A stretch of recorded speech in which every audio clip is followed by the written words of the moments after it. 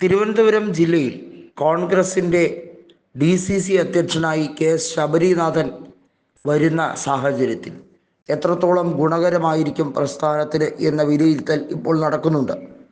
കരകുളം കൃഷ്ണപിള്ള അടക്കമുള്ള നിരവധിയായിട്ടുള്ള ആളുകൾ ഈ കസേരയിൽ ഇരുന്നിട്ടുണ്ട്. ഏറ്റവും ഒടുവിൽ പാലോട് രവി അതിൻ്റെ അമരത്തുണ്ടായിരുന്നു. മോഹൻകുമാർ അടക്കമുള്ളവർ ഇരുന്നിട്ടുണ്ട്. എന്നാൽ ഇപ്പോൾ ഈ വിഷയത്തിൽ ഏറ്റവും പ്രധാനമായി നോക്കുന്നത് തിരുവനന്തപുരം കോർപ്പറേഷൻ തിരിച്ചു പിടിക്കാനുള്ള പദ്ധതികളാണ്. അതിനോടൊപ്പം തന്നെ തിരുവനന്തപുരം ജില്ലാ പഞ്ചായത്തിൽ ഭരണം ഉറപ്പിക്കാൻ എന്തെല്ലാം ചെയ്യണം, അതാണ് ഏറ്റവും വലിയ മാർഗനിർദ്ദേശം.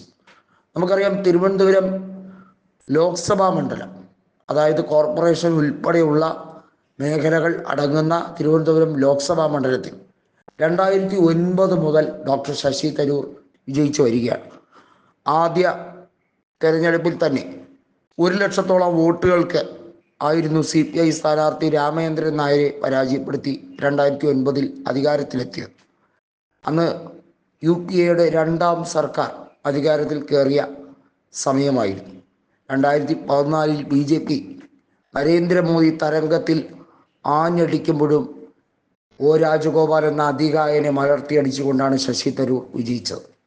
അതിനുശേഷം O രാജഗോപാൽ ഒരു ഡയലോഗ് പറഞ്ഞു: തനിക്ക് തോൽപ്പിക്കാൻ കഴിഞ്ഞില്ലെങ്കിൽ ഇനി എഴുതി വെച്ചോളൂ, തരൂർ മത്സരിക്കുന്നിടത്തോളം കാലം അദ്ദേഹത്തിനെ പരാജയപ്പെടുത്താൻ BJPക്ക് കഴിയില്ല.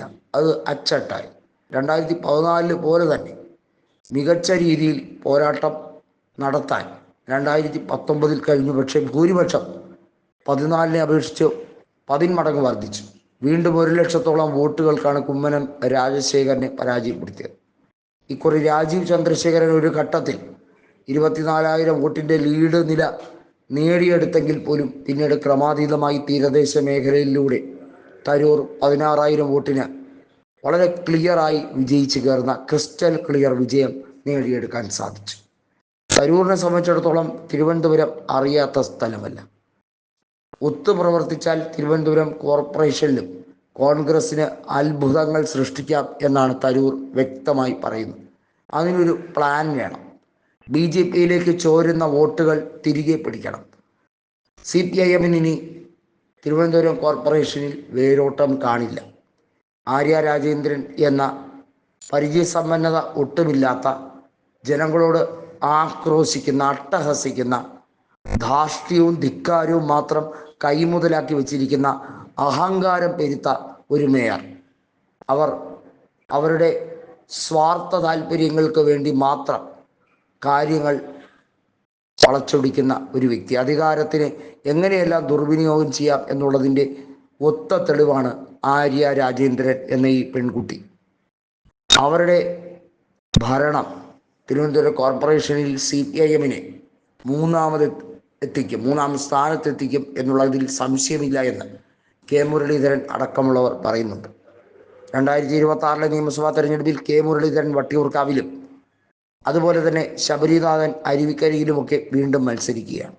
തീർച്ചയായും വിജയത്തിൽ കുറഞ്ഞതൊന്നും അവരാരും പ്രതീക്ഷിക്കുന്നില്ല എന്നുള്ളതാണ് സത്യം.